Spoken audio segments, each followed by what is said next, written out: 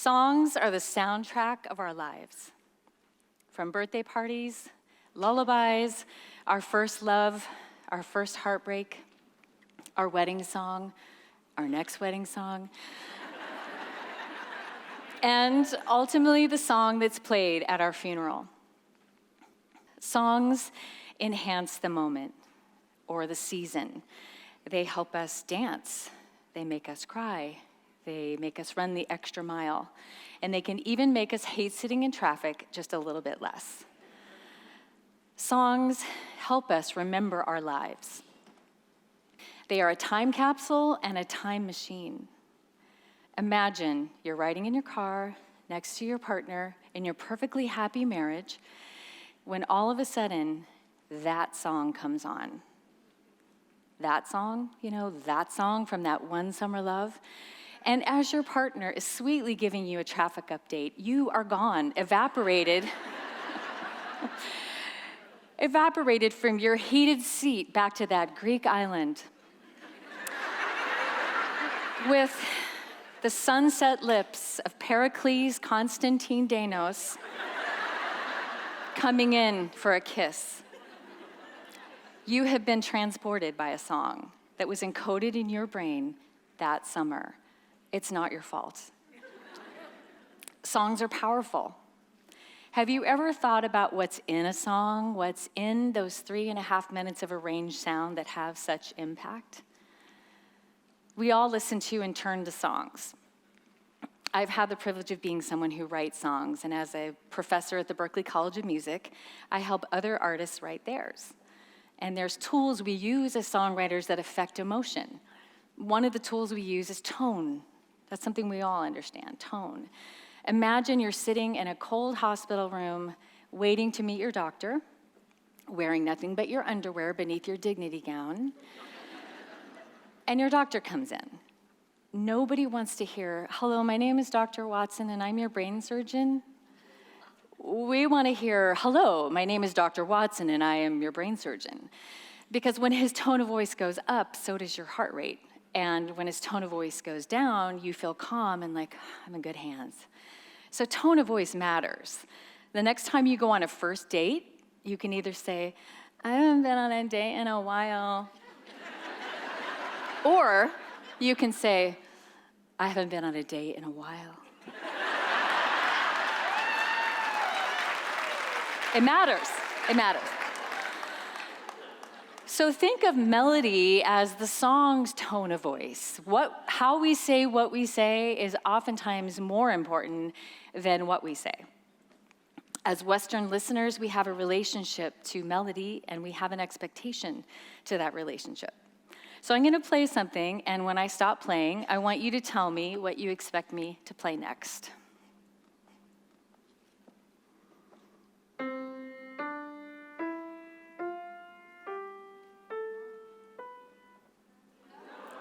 There it is, exactly. So some notes feel stable, and some notes feel more unstable, begging for resolution, and that's very powerful information for a songwriter to know. The words we place on those notes make the listener feel certain things. I'd like to take a moment to ruin an Adele song.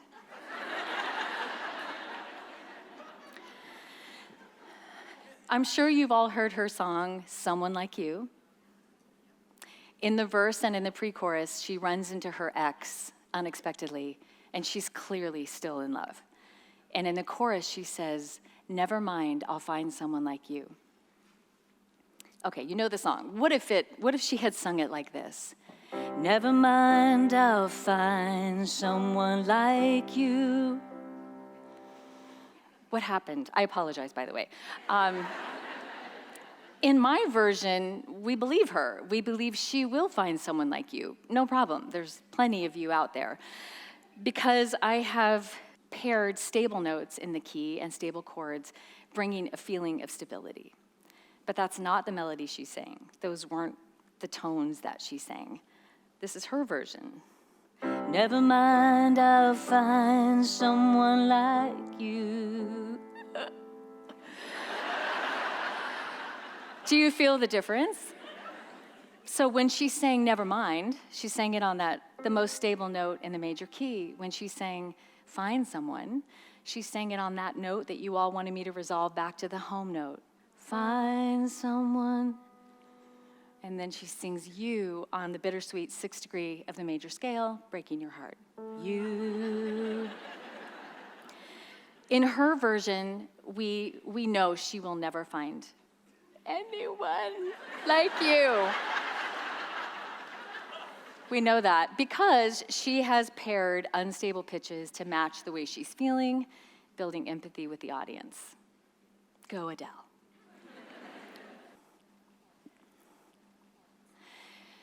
Another way that songwriters emotionalize our lyrics is the use of chords. Chords are just 3 to 4 notes played at the same time. 3, 4. And chords have a lot to say about how our lyrics feel. So let's say I want to write a song about eating a Snickers bar. And let's say that I feel amazing about eating that Snickers bar because they just came out with a fat-free vegan version. I would want to make sure that I picked chords that felt as happy about this news as I do. Today I ate a Snickers bar. But what if that wasn't the case? What if I was despondent or very upset about the fact that I'm eating this Snickers bar because it was my ex's favorite Snickers bar. It was his favorite candy bar, and it was the last thing we ate together. Today I ate a Snickers bar. So chords help us define the mood of the song.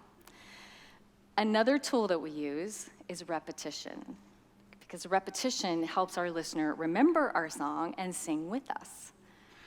So again, I'm going to play something, and I want you to be honest. I want you to raise your hand when you start to get bored. You are the world's greatest audience. You are the world's greatest audience. You are the world's greatest audience. I'm hurt. No.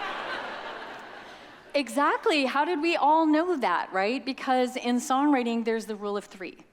You can't repeat the same melody exactly the same way 3 times in a row. Something's got to change that 3rd time. Maybe I could have changed a chord. You are the world's greatest audience. Or maybe the melody. You are the world's greatest audience. So our brains love patterns, but our brains also love surprise. So I set up a pattern, and then I surprised you, and you were re-engaged. But too much repetition causes the brain to habituate and zone out. Too much repetition is a sonic cliche, and our listener stops listening. How many times have you said to your partner in the same melodic stratosphere, "Honey, pick up your towels. Honey, pick up your towels." Like after thousands of repetitions, their brain has habituated to your wife voice, and they don't hear you. They really don't. They really don't. So try changing your melody in some way. Next time, go, "Honey, pick up your towels."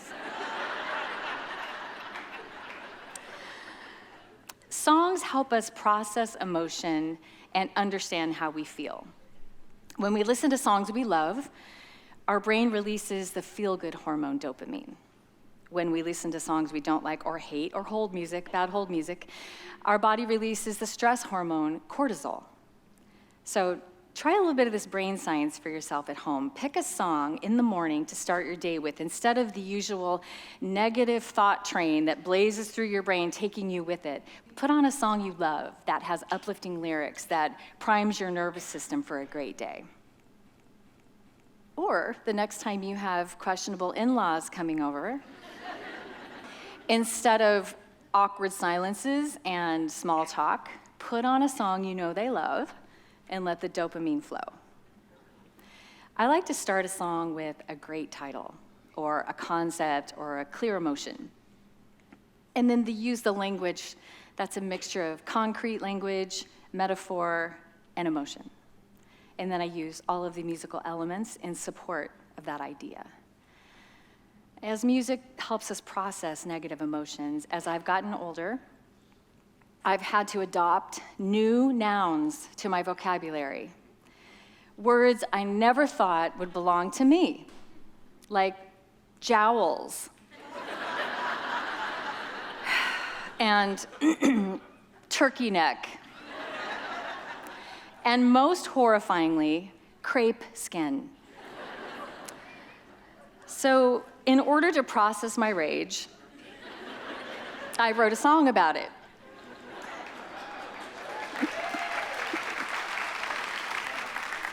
All right, so here's a little bit.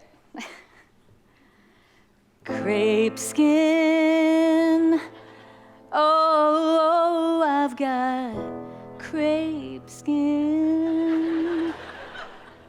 I'm just getting started, haven't figured out the journey yet. Better than I've ever been, but now I've got a turkey neck. I'm wearing scarves like Diane Keaton, turtleneck sweaters in the summer when it's heating. Crepe skin.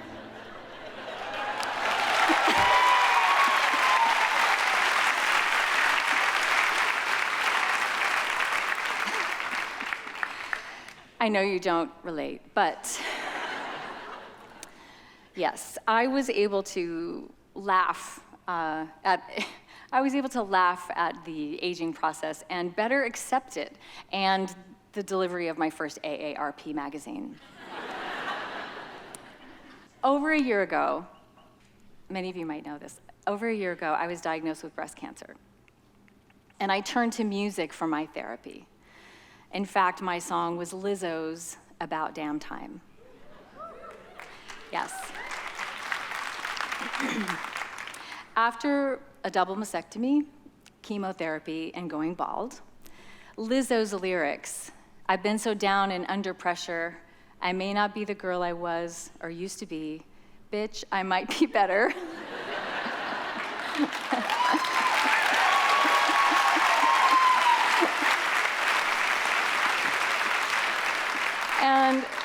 And the chorus lyric, I've got a feeling I'm gonna be all right, okay, it's about damn time, became my fight song of optimism and a shot of dopamine. As there were days that I couldn't face the next round of chemo, and I would get a text message from an old friend or a card in the mail or a knock on the door with a huge bouquet of flowers. And I was filled with love from those simple kindnesses. And that support and that love made me face the next treatment. It really made me start to understand why I loved that old song, You Are the Wind Beneath My Wings, because I literally felt lifted by the love and the friendship that was surrounding me, because I shared what I was going through, which I felt was really important to do. And their love held me when I couldn't hold myself. One day, one of my favorite songwriters texted me and he said, "How are you?" And I said, "It's gonna take everything I've got to get through this." And he texted back, "Well, it's a good thing you've got everything." But I'm a songwriter, so that idea, which he will get no credit for, I held on to that idea because I thought those were ideas come to me from. And one day, my dear friend and artist Susan Cattaneo came to visit, and I said, "I'm ready to start processing some of this. I'd like to write a song." And I told her about that idea, and we sat down, and of course, the first instinct could have been the minor key, because that's where we sort of feel that sadness or darkness belongs. But I was feeling a lot more complicated and complex than that. I was feeling sadness, but I was feeling fear, but it was all lined with sunlight and hope because of all my amazing friends and the community around me. And So we decided to write it in a major key, altering one note. So it was a blend of darkness and light. From the major key, we got the major, and then altering one note, we sort of got a little bit of the darkness. In psychology, there's a term, name it to tame it. And when we listen to songs that give name to how we feel, or we write them, we can transmute and metabolize difficult emotions. And I felt better on the other side of this song. And I'd like to dedicate it to anyone here that's facing the hardest thing.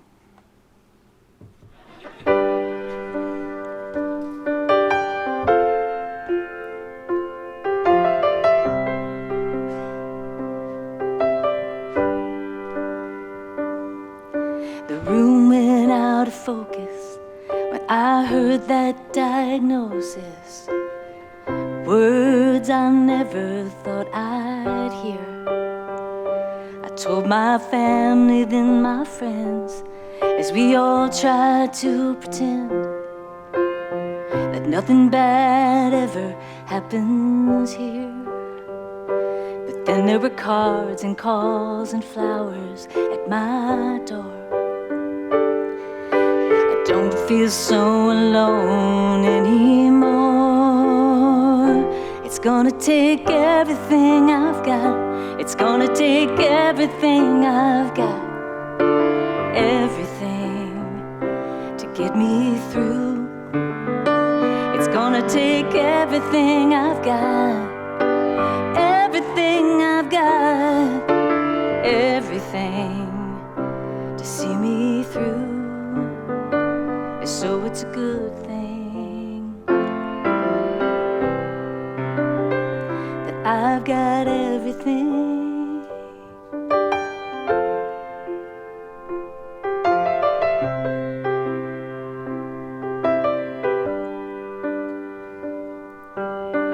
My head was spinning with 1,000 split decisions, with my fragile faith and a rose quartz in my hand. But then family, friends, and neighbors, the kindness of strangers, when I think that I can't do this, they make me think I can. And it's gonna take everything I've got. Everything I've got. Everything to get me through. It's gonna take everything I've got. Everything I've got. Everything to see me through. So it's a good thing that I've got everything.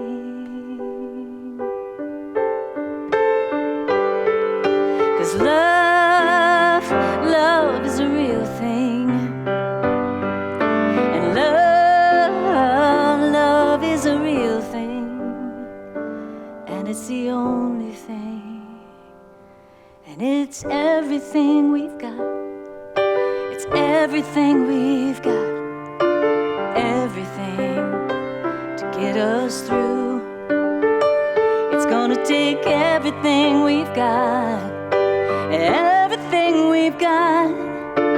Everything to get us through. So it's a good thing that we've got everything.